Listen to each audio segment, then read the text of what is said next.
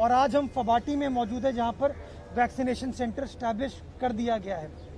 बुनियादी मकसद जो हम हर किसी को बताना चाहते हैं वो ये कि जितनी ज़्यादा बड़े पैमाने पे लोग अपने आप को वैक्सीनेट कराएंगे उतना आसान होगा हुकूमत के लिए बंदिशों को ख़त्म करना। लेकिन ये नहीं हो सकता कि हम वैक्सीन ना लगवाएं और फिर हम एक्सपेक्ट भी करें कि कोरोना वायरस ख़त्म हो जाएगा। मैं तमाम शहरियों को ये बताना चाहूँगा कि बहुत सारा प्रोपेगेंडा इन वैक्सीन्स के हवाले से किया जा रहा है।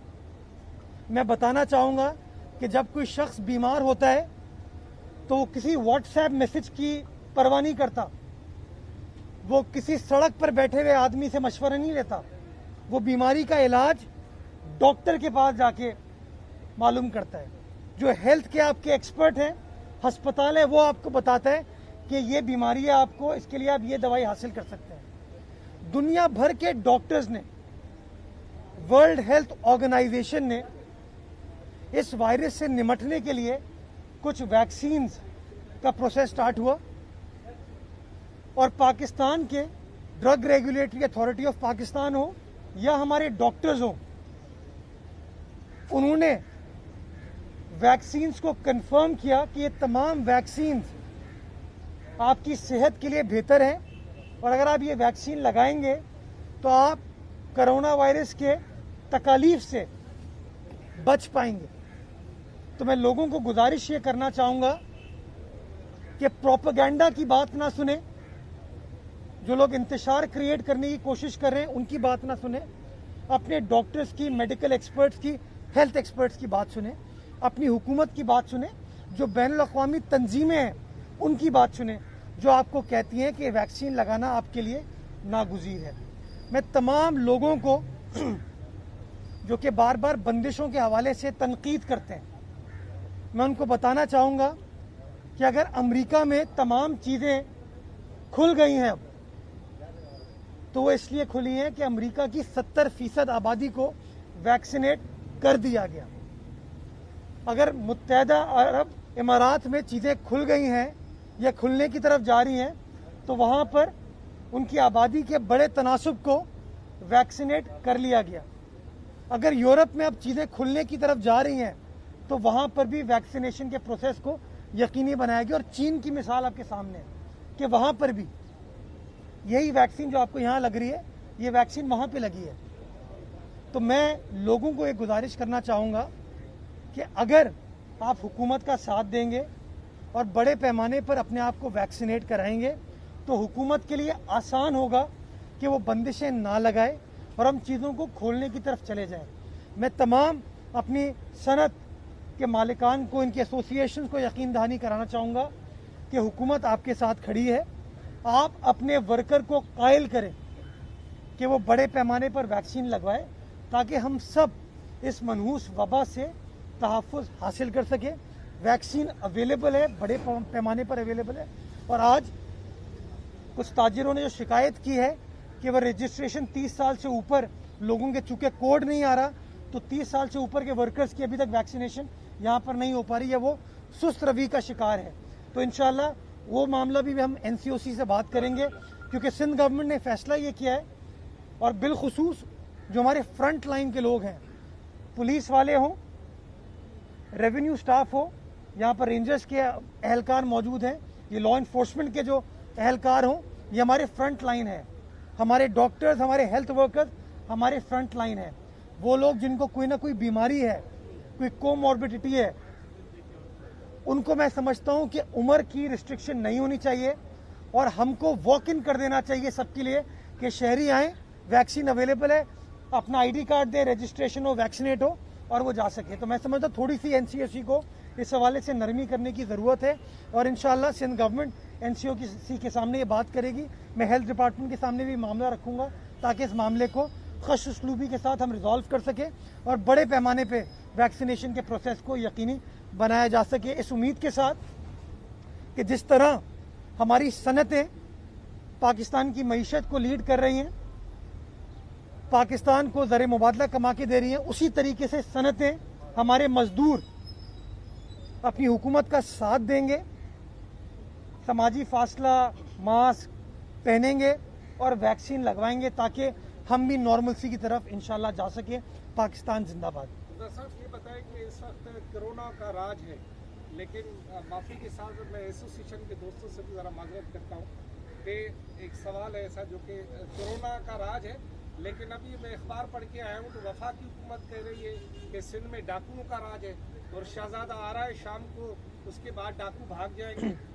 कौन सा शहजादा आ रहे हैं? वजीर दाखिला सिंध कह रहे हैं कि मैं आ रहा हूँ और उसके बाद डाकुओं से तो खुद निपटूंगा। मेरे ख्याल में शेख रशीद को आज तक किसी ने शहजादा नहीं कहा था तो आज तो आपने शेख रशीद के वारे न्यारे कर दिए। डाकुओं से मुकाबला किसी ने, हाँ, डाकुओं से मुकाबला करने शेख रशीद साहब ने रेलवे के बारे में बड़ी बड़ी बातें की थी। जो रेलवे का हाल है वो आपके सामने कि आज आजम स्वाति साहब कह रहे हैं कि बेड़ा गर्क हो गया है। तो मैं समझता हूँ कि हमें इन चीज़ों की तरफ नहीं जाना चाहिए। लॉ एंड ऑर्डर सिचुएशन सूबा सिंध के अंदर जो माजी में होती थी वो यही लॉ इन्फोर्समेंट के दायरे, हमारी पुलिस हो, रेंजर्स हो, हमारी इंटेलिजेंस एजेंसीज हो, हमने मिल के काम किया। सिंध गवर्नमेंट ने उसको लीड किया और आपने देखा कि सिंध भर के अंदर लॉ एंड ऑर्डर सिचुएशन को मिसाली बनाया गया।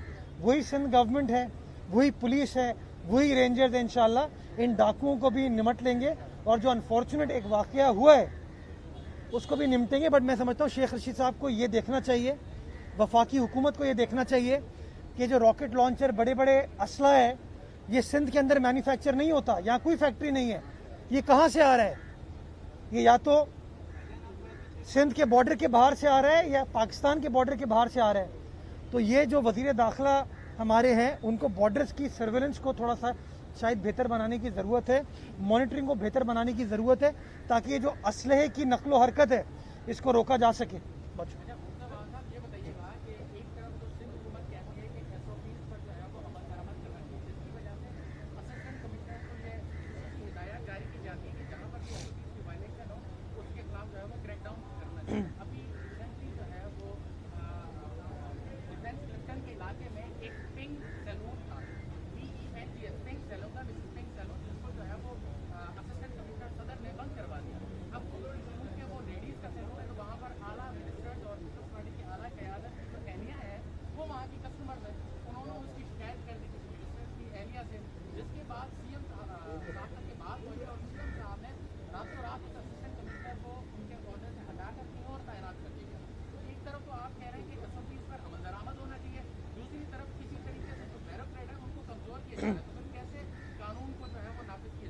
अच्छा, पहले तो मैं आपसे सवाल ये पूछना चाहूंगा, जिस सैलून की आपने बात की वो चल सकता था?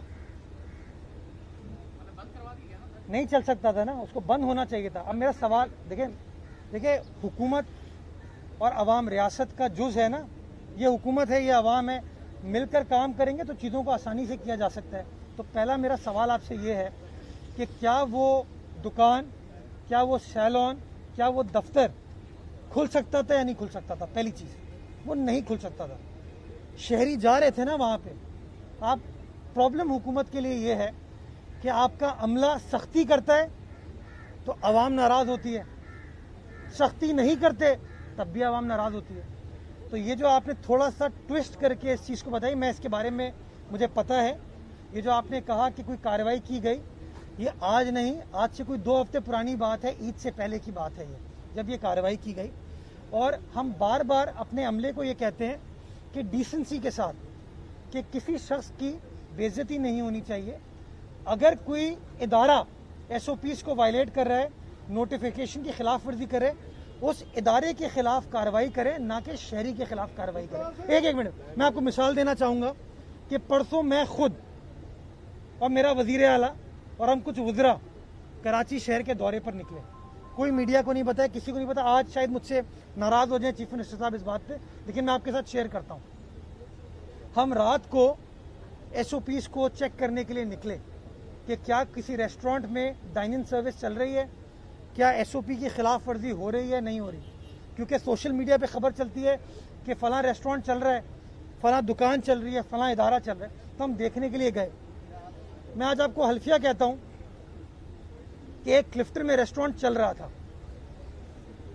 एक रेस्टोरेंट चल रहा था, दरवाज़ा बंद, बाहर से ताला लगा हुआ है, लाइट बंद।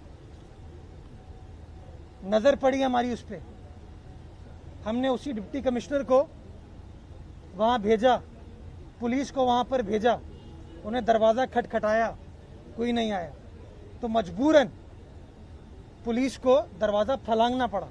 जैसे दरवाज़ा आपने फलांग लिया, जब फलांग के गए तो अंदर एक और दरवाज़ा था, वो लॉक था। तो पुलिस ने कहा हम दरवाज़ा तोड़ें या ना तोड़ें। हमने कहा भाई प्राइवेसी किसी की ख़राब नहीं होनी चाहिए, तो हमने कहा बाहर से अपना ताला लगा दीजिए ताकि अगर कोई शख्स अंदर है तो वो नहीं निकल पाएगा। नतीजा ये हुआ कि आधे घंटे बाद उन लोगों ने खुद अपना दरवाज़ा खोला और पता ये चला कि रेस्टोरेंट चल रहा था, शहरी वहाँ पर मौजूद थे। अब इस कहानी को आप जिस तरह ट्विस्ट करना चाहें ट्विस्ट कर सकते हैं। आपका जो अमला था उसने बाहर की दीवार फलांगी बिकॉज एक गैर कानूनी कार्रवाई हो रही थी। एक मिनट, ये बड़ी इंपॉर्टेंट चीज़ है, इसलिए बार बार हुकूमत कह रही है कि शहरी अगर कोऑपरेट नहीं करेंगे हमारे साथ तो हम कैसे काम कर पाएंगे। तो इसलिए कहते हैं कि अगर ये बंदिश लगाई, हमें कोई शौक नहीं है, ये रेस्टोरेंट चलेंगे, दुकानें चलेंगी, ताजिर चलेंगे तो हमारा फ़ायदा है, लोगों को रोज़गार मिलता है, टैक्स मिलता है रियासत को। लेकिन अगर हुकूमत ने ये बंदिशें लगाई हैं तो एक वजह है, और वजह ये है, और वो वजह आप उन लोगों से पूछें जिनके प्यारे बिछड़े हैं कोरोना वायरस की वजह से, उन लोगों से पूछें जो आज कोरोना वायरस में मुब्तला हैं और उनको तकलीफ है, उन लोगों से पूछें जो पाकिस्तान से बाहर, हिंदुस्तान की आप हालत देख लें तो अल्लाह ना करे वो हालात पाकिस्तान में हो। उन हालात से निमटने के लिए, उनको अवॉइड करने के लिए सिंध गवर्नमेंट ने ये फैसला किया है। मैं समझता हूँ आपको अपनी इंतज़ामिया का साथ देना चाहिए। अगर इंतज़ामिया मजबूत तरीके से काम करेगी तो हम ज़्यादा बेहतर तरीके से SOPs को इन्फोर्स कर पाएंगे। और मैं आपको इस बात की यकीन दहानी कराता हूँ कि गवर्नमेंट किसी भी तरीके से इंतज़ामिया के काम में दखल अंदाजी नहीं करती। बहुत शुक्रिया।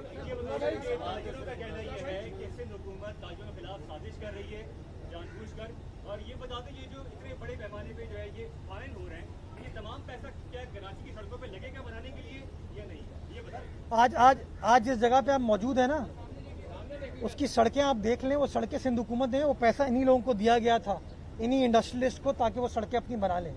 और इसकी मिसाल आपको पाकिस्तान में नहीं मिलती कि वज़ीर आला सिंध ने पैसे निकाल के ताजरों के हवाले कर दिए कि जी आप लोग खुद, सिर्फ नहीं बाकी टाउन जी एसोसिएशंस को भी मिले, सिर्फ फबाटी नहीं, काटी नकाटी साइड। तो ये जो पैसा है ना, ये आवाम का पैसा है, आवाम के ऊपर ही लगाया जाता है। जो लोग एक मिनट जो लोग इंतशार क्रिएट करने की कोशिश कर रहे हैं, मैं उनसे गुजारिश करूंगा कि इंतशार क्रिएट ना करें। ये मुंतशिर करने की सियासत जो है ना इस शहर में, उसने बड़ा नुकसान पहुंचाया है इस शहर को। और मैं समझता हूं तफरीक की सियासत नहीं होनी चाहिए। सिंध हुकूमत आवाम के मफाद में ये फैसले कर रही है, मुश्किल फैसले हैं। सियासी जमातों को पॉइंट स्कोरिंग नहीं करनी चाहिए। जब लाहौर के अंदर, अभी लाहौर में पॉजिटिविटी रेशो कम हुआ है, कराची में पॉजिटिविटी रेशो बढ़ा है, गालिबन 14% है या 13% है पिछले 24 घंटे का। लाहौर में ये पॉजिटिविटी रेशो कम हुआ है। कैसे कम हुआ? कि लाहौर की इंतज़ामिया ने चीज़ों को बंद किया। जब लाहौर की इंतज़ामिया ने चीज़ों को बंद किया तो कोई ताजिर आपको प्रेस कॉन्फ्रेंस करते हुए नजर आया? वहाँ पे जो पीपल्स पार्टी के अहलकार हैं, हमारे ओहदेदार हैं, उन्होंने कोई प्रेस कॉन्फ्रेंस की कि लाहौर के ताजिर के खिलाफ साजिश हो रही है? या नून लीग वालों ने इस तरह की बयानबाजी की? यह अफसोसनाक अमल है हमारे मुखालफों का कि वो अपनी सियासी पॉइंट स्कोरिंग के लिए, हुकूमत को नीचा दिखाने के लिए इसको पोलिटिसाइज कर रहे हैं। ये सियासी मामला नहीं है, ये सेहत का मामला है, और सेहत से बढ़कर कुछ नहीं। जी आते हैं, ये करके मैं आपके पास आ रहा हूँ। जब वज़ीर आज़म आते हैं कराची तो अमूमी तौर पर वज़ीर आला सिंध को नज़रअंदाज कर जाता है। आज वफाकी वज़ीर दाखिला भी आ रहे हैं और वो सिंध की सूरत हाल का जायज़ा लेने के लिए आ रहे हैं। तो क्या आप लोगों के दरमियान कोई बातचीत हुई है? वो शाम में जो मीटिंग्स करेंगे उनमें वो वज़ीर आला से भी मुलाकात करेंगे, सूबे के चीफ तो वो हैं। देखिए, हालात ख़राब जो इंसिडेंट हुआ था वो शिकारपुर में हुआ, लेकिन वज़ीर दाखिला शिकारपुर नहीं जा रहे, वो कराची आ रहे हैं। ये कराची में आप मीडिया माशाल्लाह उनको कवर करेगा। वज़ीर आला सिंध तो शिकारपुर में सुबह मौजूद थे, सुबह 9 बजे, अपने IG के साथ, अपनी पुलिस के साथ, अपनी आवाम के साथ। तो ये कमिटमेंट है सिंध हुकूमत की। वज़ीर आला सिंध शिकारपुर से आने के बाद बदीन में, जो बदीन की आवाम ने पाकिस्तान पीपल्स पार्टी के उम्मीदवार को बेहतरीन तरीके से जो कामयाब करा है, जो मैं समझता हूँ लैंडस्लाइड विक्ट्री हुई है, उस हवाले से chairman People's Party Bilawal Bhutto Zardari साहब बदीन जा रहे हैं। मुराद अली शाह साहब बदीन जा रहे हैं, तो मेरे ख्याल में आज तो शायद वो अवेलेबल नहीं होंगे। और ये प्रोग्राम भी आज से कोई 3-4 रोज पहले डिसाइड हो चुका था कि आज उनको बदीन में होना है। ये कर क्या ये बताएं कि मौलाना फजल रहमान पीपल्स पार्टी की क़यादत से नाराज हुए। कल उसने प्रेस कॉन्फ्रेंस में ये वाज़ेह कहा है कि पीपल्स पार्टी की क़यादत अनमेच्योर है, जिसकी वजह से उनसे रास्ते नहीं हो रहा। नहीं, फजलुर रहमान साहब की हेल्थ के बारे में एक मिनट, साफी जो खड़े।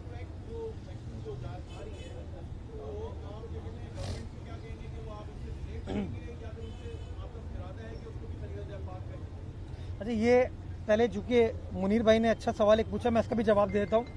फजलुर रहमान साहब एक सीनियर सियासतदान है, उनको हक है कि वो प्रेस कॉन्फ्रेंस भी करे, बयानबाजी भी करे। अगर वो किसी से खुश हैं वो खुश भी हो, नाराज़ हैं नाराज़ हो, वो हमारी पॉलिसी को डिक्टेट नहीं कर सकते। फैसला आवाम करती है। और जिस सियासी जमात की क़यादत के लिए वो कह रहे हैं कि वो इमेच्योर है, उस सियासी जमात के कारकुनान आप देखें जोक दर जोक जीतते जा रहे हैं। कराची शहर में आपने पिछले दिनों देख लिया, उमरकोट में आपने देखा, मलीर में आपने देखा, आपने बदीन में देख लिया। ये शो करता है कि आवाम किसके साथ खड़ी है। तो मैं समझता हूँ ये बड़ा कैटेगोरिकली इस चीज़ को क्लियर कर देता है कि आवाम जो है वो नौजवान क़यादत के साथ खड़ी हुई है। और उम्र की वजह से जस्ट बिकॉज किसी की उम्र कम है, किसी को ये कह देना मैं समझता हूँ गैर मुनासिब बात है। अब आ जाए वो जो एक मिनट प्लीज पाक वैक की जो उन्होंने बात की, एक मिनट वो सवाल सेहत वाला जो सवाल था उसका जवाब दे दूं। देखिए जो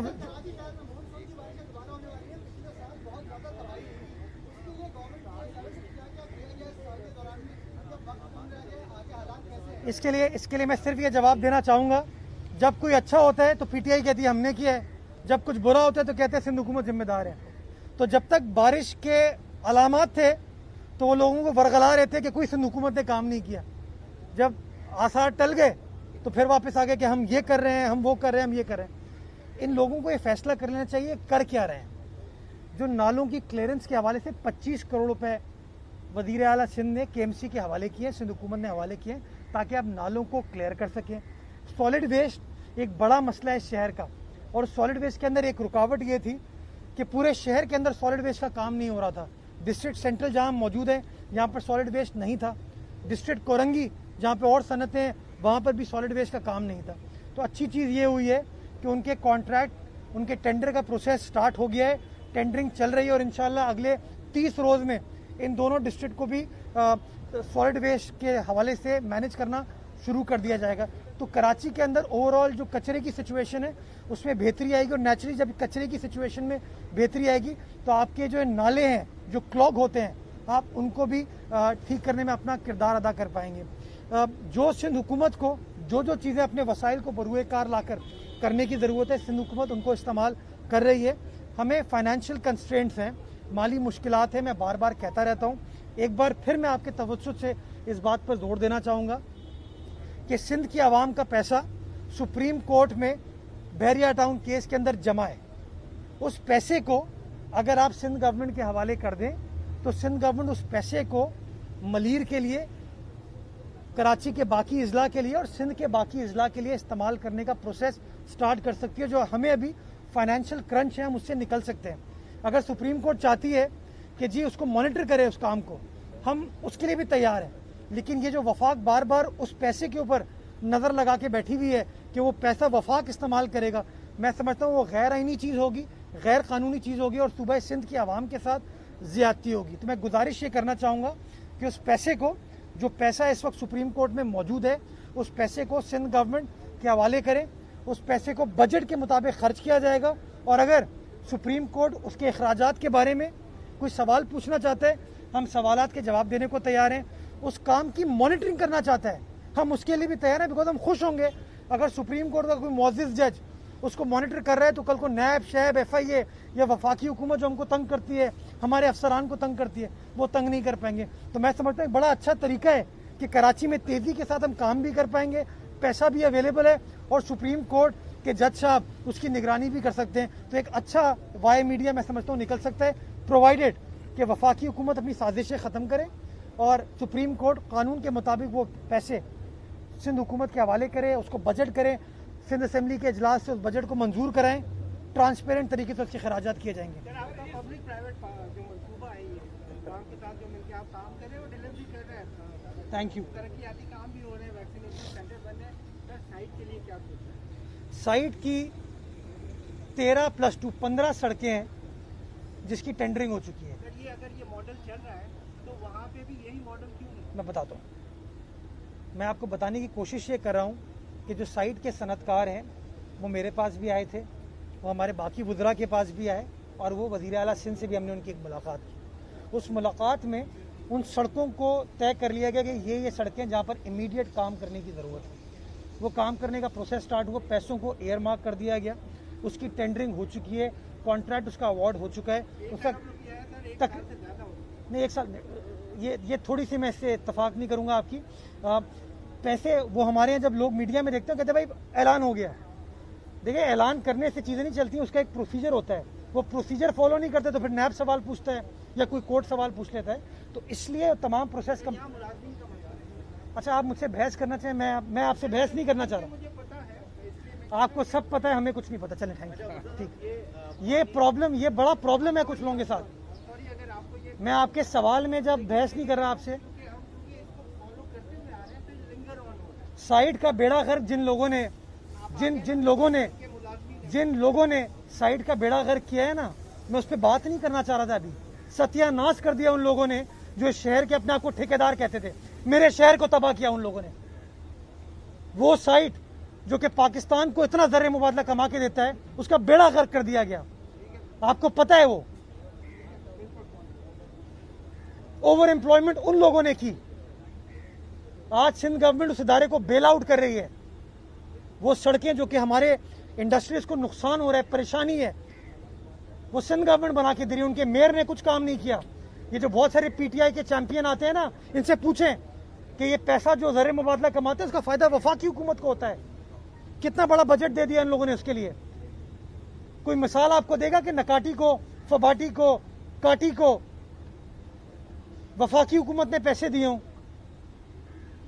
तो ये बार बार ये लोग जो प्रोपेगेंडा या ऐलान वाला काम करते हैं ना, इस पे ना जाएं। ये मेरा शहर है, इस शहर को हम ओन करते हैं। जिन लोगों ने बेड़ा गर्क किया उनसे सवाल पूछिएगा। जी,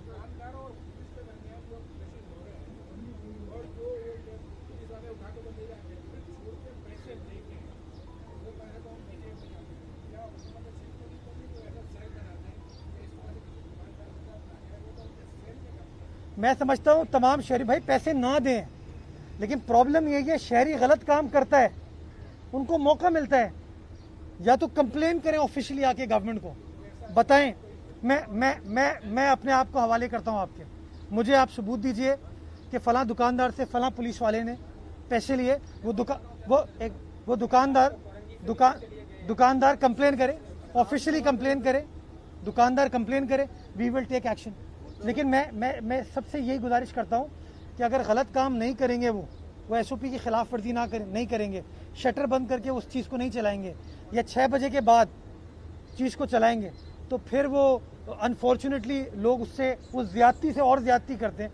तो अगर हम अगले 10-12 रोज़ ये चीज़ें ना करें और डिसिप्लिन तरीके से काम करें, तो मैं समझता हूँ ना पुलिस ये चीज़ कर पाएगी, ना इंतज़ामिया ये चीज़ कर पाएगी। लेकिन जहाँ निशानदही करेंगे आप, ये मैं आपको कमिट करता हूँ कि हम कार्रवाई करेंगे उन पुलिस अफसरान के खिलाफ। ये करके मैं आपके पानी के मामले पे वज़ीर आला पंजाब का भी जो है बयान आया, उनका ये कहना है, उन्होंने आपके बयानी को बिल्कुल मुस्तरद कर दिया। वो ये कहते हैं कि कोई समस्या नहीं है, ये जिस तरीके से कर रही है पानी के मामले। देखिए, हमारा गिला इरसा से है, वज़ीर आला पंजाब से है ही नहीं। और वज़ीर आला पंजाब और इरसा सेम बात करें, ये शो करता है किस तरीके से मिली भगत हो रही है। आप अभी चले जाइए कोटरी, आपको सिचुएशन नज़र आ जाएगी पानी की। तो मैं गुजारिश आपको ये करना चाह रहा हूँ कि हक़ाइक़ पर मबनी बात करनी चाहिए। हम जो इल्ज़ाम लगा रहे हैं वो इरसा पे लगा रहे हैं, इरसा के ख़िलाफ़ हम बात कर रहे हैं और इरसा को जो अपना कानूनी काम है वो करने की ज़रूरत है। मैं अभी भी आपको कहता हूँ कि जो 1991 का वाटर रिकॉर्ड है, गो कि हमें उस पर सख्त इख्तलाफात है, रिजर्वेशन है, उसके बावजूद जो वाटर रिकॉर्ड है उसको अभी तक मनोअन फॉलो नहीं किया जा रहा। सिंध हुकूमत इस मामले को मुश्तरका मफादात काउंसिल में लेके गई। माजी की हुकूमत ने अटॉर्नी जनरल की सरबराही में कमेटी बनाई। उस हुकूमत का जब टेन्योर ख़त्म हो गया और इमरान खान साहब की हुकूमत आई तो उन्होंने अपने अटॉर्नी जनरल की सरबराही में कमेटी बनाई। उस अटॉर्नी जनरल ने अपनी रिपोर्ट को फाइनलाइज करके जमा कराया है। अगर आप चाहेंगे उस रिपोर्ट की कॉपी मैं आपको दे दूंगा। उस रिपोर्ट में जो सिंध गवर्नमेंट का मौके पर उसकी तायद की गई है। 13 साल के जो पहले 5 साल थे उसके अंदर जिन लोगों ने बेड़ा गर्क किया है ना, वो साइट को चला रहे थे। इस पे आपके चैनल को मैं गुजारिश करूंगा कि आप लोग इन्वेस्टिगेटिव जर्नलिज्म करते हैं ना, तो इन्वेस्टिगेटिव जर्नलिज्म करें। और हमने चीज़ों को बेहतर करने का प्रोसेस स्टार्ट किया। और इसीलिए मैंने आपको मिसाल ये दी कि कुछ लोग होते हैं जो हवा में बात करते हैं, कुछ लोग हैं जो ग्राउंड रियलिटी पर मबनी बात करते हैं। इस दरवाजे के बाहर आप जाके देख लें, सड़क बनी है, रिसेंटली बनी है, और वो सड़क सिंध हुकूमत ने फंड मैसर किए थे इन लोगों के हवाले के। इन्होंने सड़कों को बनाया, सेवरेज को बनाया, स्ट्रीट लाइट्स को बनाया। तो ये सारा काम सिंध गवर्नमेंट ने किया है। तो मैं समझता हूँ जिनको नेगेटिविटी को परवान चढ़ाने हैं वो नेगेटिविटी को परवान चढ़ाएं। जो लोग पॉजिटिवली काम करना चाहते हैं, हम काम करने को तैयार हैं, हम काम करें। आपकी मर्जी, आप जो सवाल पूछना चाहे पूछ सकते हैं। Khurshid, last question. मेरे ख्याल से इसको एंड कर दें। एक लास्ट क्वेश्चन, लास्ट सवाल है। क्या देखिए, अमूमी तौर पर यह तासुर फैला हुआ है और ये तासुर उस वक्त फैला है कि जब जुर्माने जो ताजिर हों के गलत काम हो उन पर या डिस्ट्रिक्ट मैनेजमेंट है या पुलिस है वो विदाउट रसीद वो उन पे जुर्माने लगा देती है और वो पैसे लेकर के उनको रिसीट बाकायदा नहीं जाता। तो ये आम जनरल पब्लिक में ये आम तासुर हो गया कि ये पीपल्स पार्टी ने नया कारोबार शुरू कर दिया। तो सारी आपकी हुकूमत के तासुर जाता है। मैं समझता हूँ तासुर से ज़्यादा ख़तरनाक चीज़ तासुब है, और तासुब ने परेशानी क्रिएट की है इस शहर के अंदर। मैं समझता हूँ तासुब की ऐनक को साइड में रखने की ज़रूरत है। डीसी सेंट्रल मेरे साथ मौजूद हैं, उन्होंने नंबर बताया, ये नोट कर लीजिए आप कि ये डीसी सेंट्रल का कंट्रोल रूम है कि कहीं पर भी किसी शख्स के साथ ज़्यादती हो रही है तो वो कंप्लेन कर सकते हैं। नंबर है 36429145 364294145। यहाँ पर डीसी सेंट्रल की टीम मौजूद है, ये कंट्रोल रूम है। जिस शहरी के साथ कोई प्रॉब्लम है वो कॉल कर सकता है। बहुत शुक्रिया। अल्लाह ताला हम सबको तौफीक दे बेहतरी करने की।